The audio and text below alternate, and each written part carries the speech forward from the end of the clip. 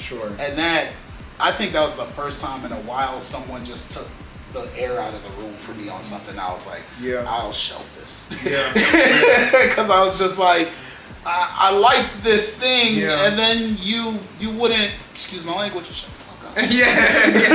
Like, bro, like I'm really good at learning to love things, if that makes sense. So I'm good at like looking at it, opening the fridge 1,000 times and being like, maybe I should give that buttermilk squash a try. You feel what I'm saying? I'm really good at, alright, I took a couple of scoops, I wasn't really feeling it, but let's try it again to see, like, will I like it on bread? Will I like it with cookies? Is this gonna go good with a glass of water?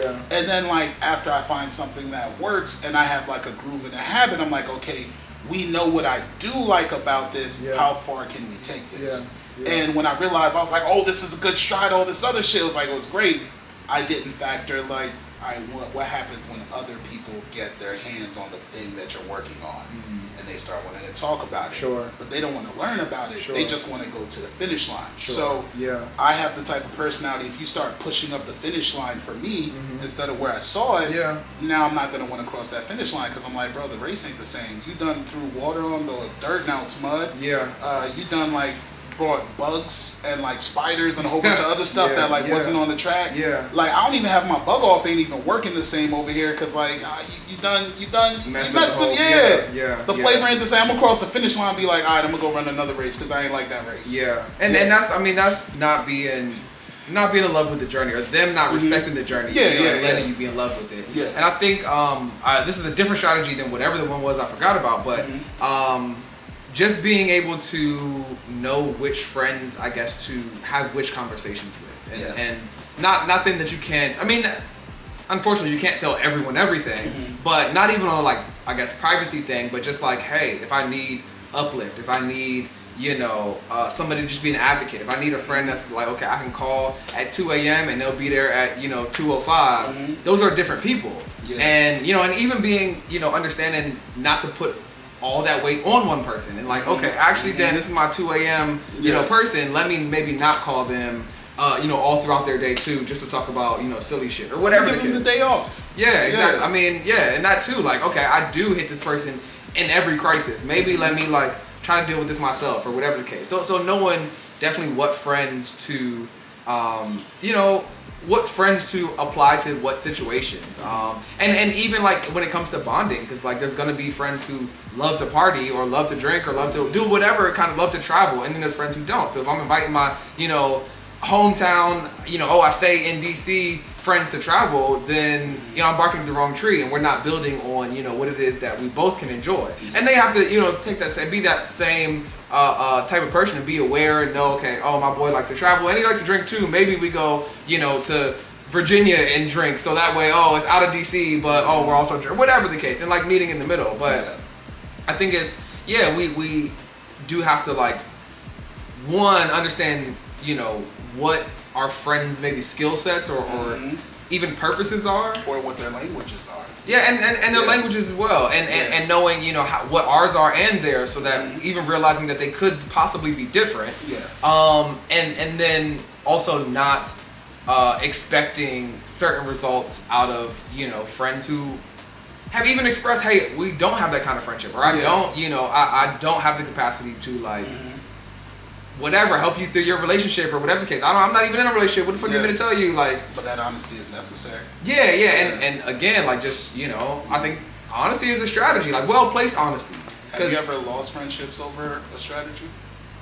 Over a strategy? Ooh. I no, I can't say that I have. I think strategy does need to be applied. There's been definitely instances where strategy had to be applied, like immediately before and immediately after a situation that could have been, or that was rocky. Like, even if something like, oh shit, like, damn, is this friendship over? All right, actually, let me use some strategy here. Let me like, oh, even if it's just like, okay, they walked off, let me walk to the corner with them and at least like, hey, here's a quick hug. I know this was fucked up, but like, we gonna get over it. I'll holler at you when I holler at you, or, you know, whatever. I think I've lost business friendships over strategies, but not the actual friendships. So like, for example, actually I think Get Home Safe is a good example. And when I say I've lost business friendships, we still check in on each other and give each other advice on business. You feel what I'm saying? Between me, Coop, and Ryan. Like we're really close in the sense of we think about each other every 3 weeks. Like we're on a schedule of yo, you good? Yo, what's going on that side of shit? Yeah. So actually after we did Go Grill Fest, everybody was exhausted. Like you know when you look around a room and you really just sit and you look around a room and you're like, but when you ask, it's like, oh no, we good. It's like, nah, I know we're good, but like when you do business with friends, that time comes from somewhere.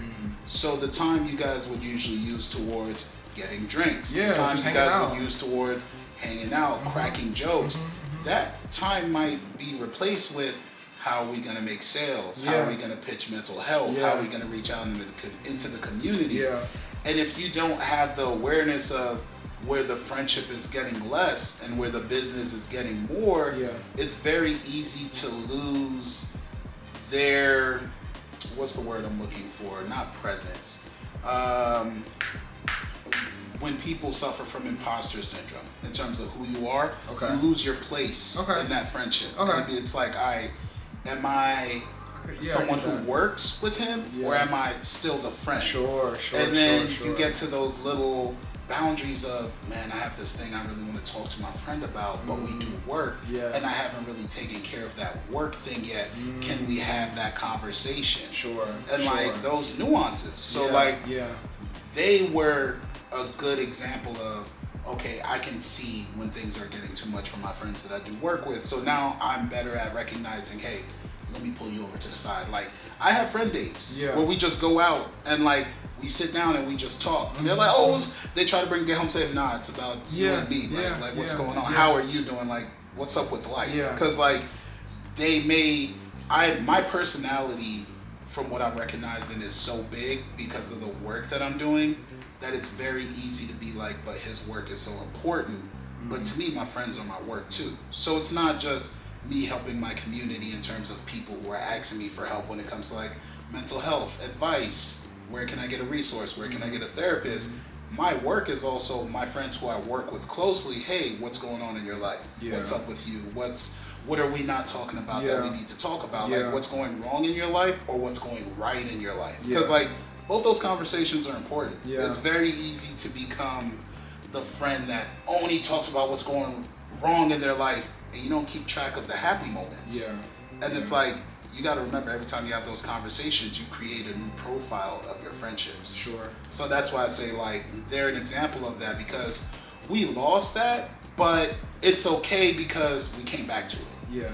It's okay because when shit hit the fan and like shit got real, we separately sat down and the friends stepped up and did what they were supposed to, instead of, oh, you left me by myself, I'm gonna go take care of it. Nah, the friendship don't stop. And I tell folks that like, hey, if you do work with your friends, understand what your friendship is, what your work relationship is, and you need to understand that you're gonna have to make time for both if you care about it. And that's major, because I don't think people understand what it means to care. They think to care means I have it, but it's like, no, having it isn't to care. How'd you take care of it? Like, you have plants in this house. What's your plant schedule for like how you take care of like the plants here? They're all different. Tell me about it. Tell me do you know what kind of plant that is? Yeah, it's a money tree. Okay, so I mean, so with each one, I mean, just to talk about like. Tell me how you take care of the money tree. So they all require different, they're in different places in the house because they all require different settings. They require different, humidity, different sunlight. They require kind of even, I mean, of course, the temperature in the house of some plants, can be colder. Some plants like, to be hotter. Some plants need to, in fact, be outside. And I think, taking the time to figure out not only what this type of plant usually likes, but what this specific plant is gonna, react to in this space, in my space, the space that I've created, and whether I've altered the space for the plant or, I've just put the plant in the space and seen if it could survive. There's definitely a particular I guess maybe ingredients that this plant needs just in environment. And then even when it's in this environment, checking and seeing, how are the leaves doing? Is it falling apart? What do you look for on the leaves when it comes to the money tree? I mean, if they're yellowing, if they're, turning brown, if they're, falling off, I think these leaves are, gigantic. I wish I could like turn the camera and show, but and even get some B-roll of that later. Even the size of, I was talking to my plant friend the other day, and she's got a gazillion plants and actually works in that, I guess, setting, but. You see what you did there? You investigated the plant, you told me how you have to take care of the plant, you told me what the plant needs, yeah, and then you said there are plant friends, which means there's other people you ask advice on how to take care of the plant. Yeah. That's what our friendships are. Yeah, for sure. Like just point blank period. Each one of our friends is that. I mean, there's two things I think I didn't even get to. That's even just like evaluating the plant and like seeing, oh, okay, like even if I wanted this plant to survive or to thrive or whatever, like these are things I could maybe do. Yeah. But then, like, actually, okay, well, I've got to know when this plant wants to be watered. I mean, even like, even so, I have other kinds of plants, we'll say, and even making sure, that that water is at a certain temperature. No, not temperature, but like acidity or pH, the pH balance, and making sure, okay, I'm putting the right water. Farmers worry about that. I got you. Right, putting the right water into this plant just so that it can soak up the nutrients or what I'm giving it. When I do add extra. I was talking to my friend about that, who's out in Washington, and he told me that there are farmers who actually test what pH balance and other minerals within the water do well for those kind of plants. Yeah, 100%. So like they shift every month to see like what's the pro, what's the con, how's the temperature, how does this affect the plant. Yeah. So the fact that doesn't just go for that kind of plant, but all plants in general. 100%. And then like this plant behind you, what's the plant that's behind you right here at the top? This plant was gifted to me, so I do not know exactly what it is. There's a couple plants that this could be, but I don't want to state it wrong. But and then someone who's like a plant person is like, yo, that's what that is. Yeah, and you could have done it better. But even not knowing what kind of plant this is, what kind of research have you done to like, hey, am I taking care of this plant? Honestly, I've spent time with it. I touch it. I look at it. Like I know how long it can last without being nurtured. I know how much it likes to be nurtured. I know how the plant I guess not survive, but how it I guess looks and grows on different levels of my house because the basement's a different temperature than it is up here. So that means that you had to work lifting the plant up on 3 different levels to test it out to see what works. Like, think about that. You said I had to make time, I had to put it in different rooms. Yeah. I had to see, how much attention does it not want from me? Yeah. Friendships. Exactly. All friendships. And I guess the other part that, the last thing I think with all of the plants, and not to be symbolic or whatever, but actually getting my hands dirty, like putting my hands in the dirt and feeling like, oh, have I watered this plant too much? Like, is it getting the proper, is it getting to release what it needs to release and suck in the nutrients that it needs to suck in so that it can, execute on all the things that I think it wants or thinks it needs. And I think, again, like, symbolic of get your hands dirty. Like, I mean, push a couple buttons, don't, purposely try to kill the plant, but okay, like actually let's test this friendship, in a different space and see like, okay, does this feel good? Is this plant soaking up what I'm trying to give it? And does it feel good when my hands, are actually in contact with it, So how do you practice being a good friend to yourself? This laugh. I think, being a good friend to myself. Yeah. That might be the hardest question of the night. You have a routine? I think not. I just try to be. I have examples. I have examples of when I'm being a bad friend to myself. Okay, I mean, do you mind starting there? No, okay. Sure. Yesterday, funny enough, I was struggling so hard to put up that Mental Health Monday post. Yeah. With the 15-minute sit down, like introducing everyone. Yeah. I sat in front of my computer for 2 hours. Okay. Just to write 7 sentences. Okay. And my mind was in like a complete fog. Yeah, like I was locked out. Right? Yeah. And I was like, you should just walk away, bro. Yeah. I was like, you know what? Sure. I was like, I think you're exhausted, and even though you got sleep, you're not rested. So that means that when I got sleep, whatever I was thinking about before going to sleep and when I woke up didn't allow my mind the freedom of relaxing so I could do what needed to be done the next day. So I think what happened is I took whatever was a burden to me that I was working on to bed with me, woke up with it, and was like, I'm gonna go do all this dope shit. I got to the dope shit, and it was like, actually, no, my nigga, you tired. Yeah. You don't get to do nothing for the day. Yeah. And I was like, God, I wasn't a great friend to myself. Sure. I see what happened. I think so. The thing that made it, I guess, maybe a little difficult to answer is, you know, I think on the surface, friendship requires it's a give and take. There's somebody on the receiving end of what's happening, and so thinking about how I can be a good friend or how I am a good friend to myself. I think, you know, on the surface, again, there's only one person here, so how can I'm not like taking myself on dates, and I'm not. I mean, and you can. I mean, that's that is no 100%. Practice that, and so I guess that's where it goes. Like, okay, well, on one aspect, like,